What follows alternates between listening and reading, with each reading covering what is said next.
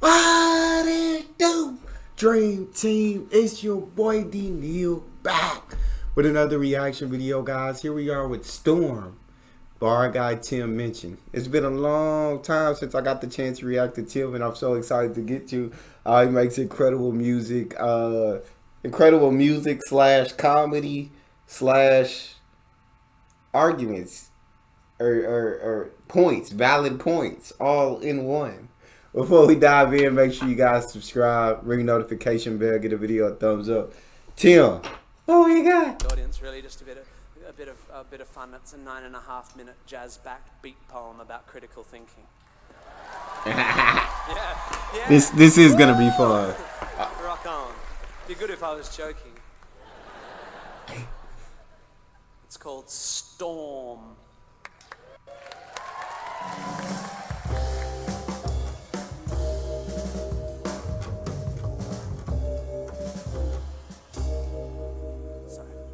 Inner North London, top floor flat, all white walls, white carpet, white cat, rice paper partitions, modern art and ambition. The host's a physician, bright bloke, has his own practice. His girlfriend's an actress, an old mate of ours from home, and they're always great fun, so to dinner we've come.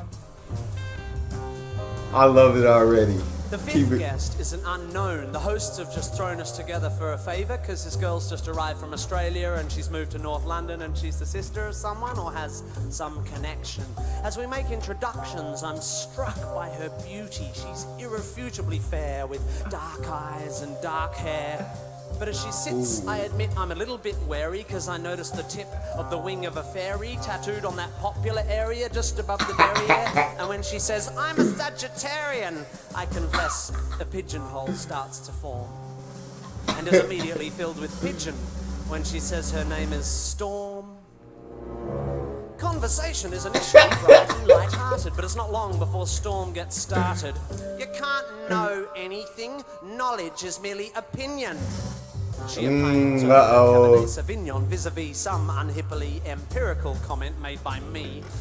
Not a good start, I think. We're only on pre-dinner drinks, and across the room, my wife widens her eyes, silently begs me, be nice. A matrimonial... You know them wives that got them husbands that they can't, when somebody's wrong, they can't sit back and just let it slide. They got to speak up. They got to say something. Well, actually, knowledge is, they got to, instead like that guy in that is him in this situation where he not just finna let her slide and say what she want to say. His wife like, just let it be, let it be. He's like, I can't. All right, we'll continue. I like this. Widens her eyes, silently begs me, be nice. A matrimonial warning not worth ignoring, so I resist the urge to ask Storm whether knowledge is so loose weave of a morning when deciding whether to leave her apartment by the front door or the window on her second floor. The food is delicious, and Storm, whilst avoiding all meat, happily sits and eats, as the good doctor, slightly pissedly, holds court on some anachronistic aspect of medical history when Storm suddenly insists, but the human body is a mystery. Science just falls in a hole when it tries to explain the nature of the soul. All day. My hostess throws me a glance. She, like my wife, knows there's a chance I'll be off on one of my rare but fun rants, but I shan't. My lips are sealed. I just want to enjoy the meal. And although Storm is starting to get my goat, I have no intention of rocking the boat. I got to appreciate him so far. So far, he's fought the urge. He letting Storm make these comments that he absolutely vehemently disagrees with. But he's like, I'm resisting. Even the host looking at him like, please don't. Please. I know what she's saying. It may not be the brightest thing, but please. Don't do it. Don't go on the rant. He's fighting the urge. So I'm respecting it for fight. But I know he can only fight her for so long before he got to say something. The Storm is starting to get my goat. I have no intention of rocking the boat. Although it's becoming a bit of a wrestle because like her meteorological namesake, Storm has no such concerns for our vessel. Pharmaceutical companies are the enemy. They promote drug dependency at the cost of the natural remedies that all our bodies need. They are immoral and driven by greed. Why take drugs when herbs can solve it? Why use chemicals when homeopathic solvents can resolve it? I think it's time we all return to live with natural medical alternatives. And try as I like, a small crack appears. I do think pharmaceutical companies are greedy. Well, at least here in America, for sure. I completely do agree with that.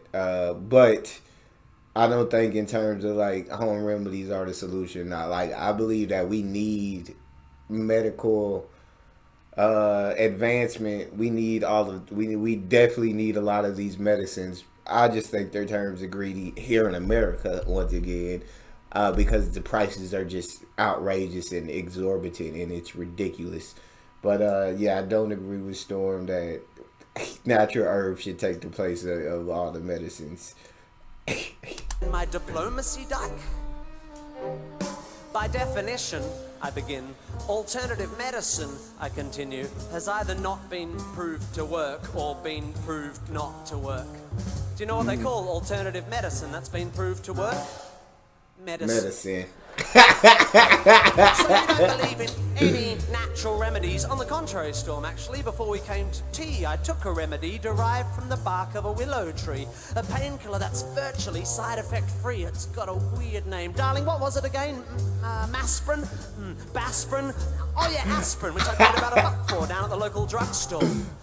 The debate briefly abates as my hosts collect plates. But when they return with desserts, Storm pertly asserts, Shakespeare said it first. There are more things in heaven and earth than exist in your philosophy.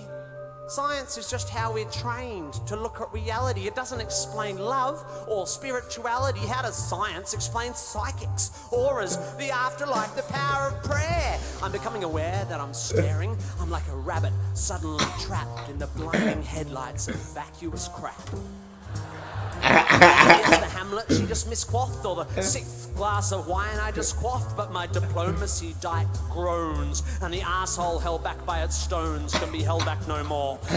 Storm, sorry, I don't mean to bore you, but there's no such thing as an aura. Reading auras is like reading minds, or tea leaves, or star signs, or meridian lines. These people aren't plying a skill. They're either lying or mentally ill. Same goes for people who claim they can hear God's demands, and spiritual healers who think they've got magic hands. By the way, why do we think it's okay for people to pretend they can talk to the dead? Isn't that totally fucked in the head? Lying to some crying woman whose child has died and telling her you're in touch with the other side? I think that is fundamentally sick. Do we need to clarify here that there's no such thing as a psychic? What are we fucking two? Do we actually think that Horton heard a who? Do we still believe that Santa brings us gifts, that Michael Jackson didn't have facelifts? Are we still so stunned by circus tricks that we think the dead would want to talk to pricks like John Edward? He couldn't hold back no longer. He fought it as long as he could, and I respect him for fighting as long as he could. But he couldn't hold back no longer, and he had to let loose. Now, some of those beliefs, I feel like we truly won't understand everything. And whether that be because some things are just out of our grasp through science, whether that be spiritually, whether, you know what I'm saying? I truly believe that we don't understand everything. But I'm not opposed to people questioning everything. I believe people should question literally everything. You feel me? Because I feel like that's how you get to solutions. That's how you get to answers. And everything should be questioned. And that when it comes to religion, because there's so many different religions and everything, I question, why is there so many different religions? I believe in a creator. I believe in a God. But I don't know if it's the fact that I don't have the strongest relationship. I don't feel like I've ever heard him just speak to me. But other people have said that they've had that feeling. And I'm not going to argue with them because it's something that they've experienced. And I wouldn't argue with their experience. So, like, in saying maybe I haven't heard him. But I can't say nobody's ever heard him. Because everybody has their own experiences, and talking to the dead and psychics, I may not believe it, but people may have. I'm just saying it's all that people may have, and I wouldn't argue with someone who said that they have, but I personally may not believe in a lot of things. But just because I don't believe in it, I wouldn't say it's not true. You feel me? You feel me? All right, keep it going. Tricks that we think the dead would want to talk to pricks like John Edward. Storm, to her credit, despite my derision, keeps firing off cliches with startling precision, like a sniper using bollocks for ammunition. You're so sure of your position, but you're just closed-minded. I think you'll find that your faith in science and tests is just as blind as the faith of any fundamentalist. Oh, wow. Uh-oh. That's a good point. Let me think for a bit. Oh, wait, my mistake. That's absolute bullshit. Science adjusts its views based on what's observed. Faith is the denial of observation so that belief can be preserved. If you show me that, say, homeopathy works, then I will change my mind. I will spin on a fucking dime. I'll be as embarrassed as hell, yet I will run through the streets yelling, "It's a miracle! Take physics and bin it! Water has memory! And whilst its memory of a long-lost drop of onion juice seems infinite, it somehow forgets all the poets had in it. You show me that it works, and how it works, and when I've recovered from the shock, I will take a compass and carve fancy that on the side of my cock." Everyone's just staring now, but I'm pretty pissed and I've dug this far down, so I figure, in for a penny, in for a pound. Keep it going. I'm enjoying it. Yeah, keep the rants going. I'm loving the rant. Life is full of mysteries, yeah, but there are answers out there, and they won't be found by people sitting around looking serious and saying, "Isn't life mysterious? Let's sit here and hope.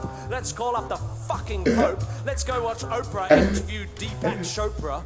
If you want to watch telly, you should watch Scooby-Doo. That show was so cool because every time there was a church with a ghoul or a ghost in a school, they looked beneath the mask, and what was inside?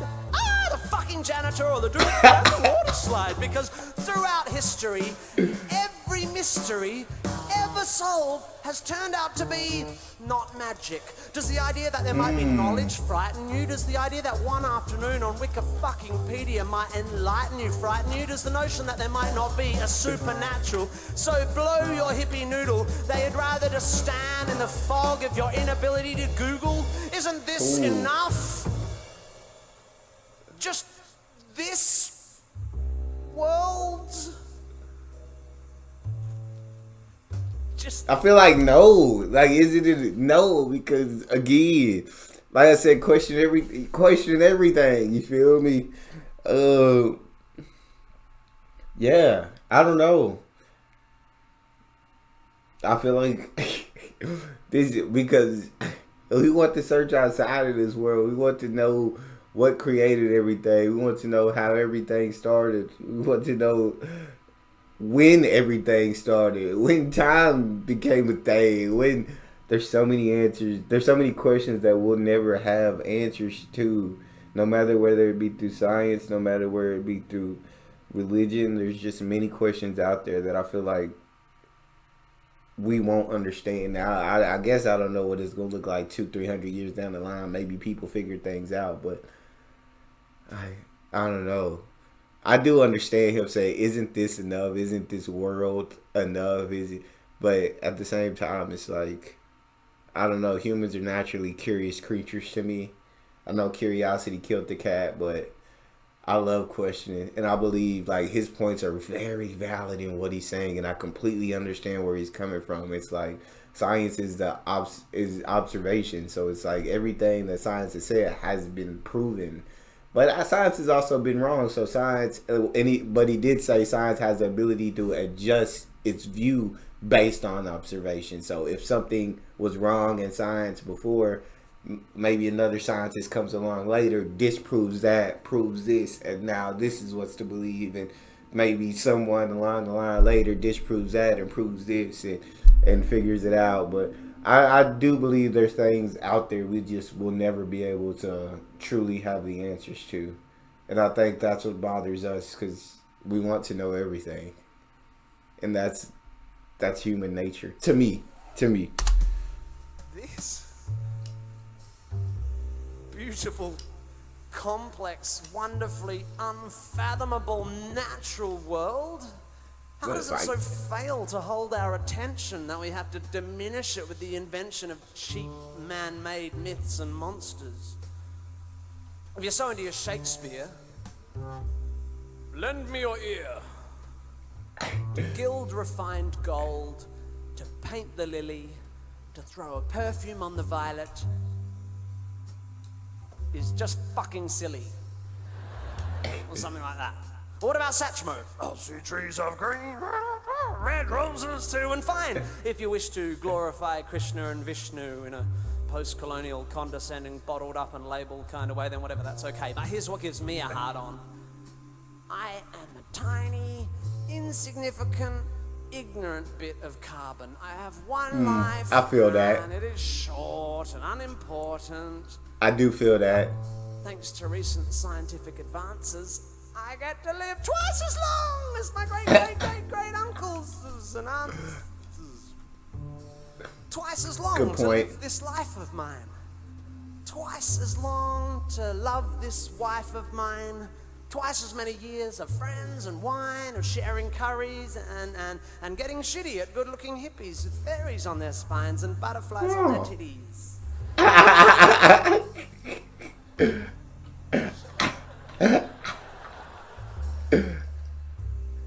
And if perchance I have offended, think but this and all is mended.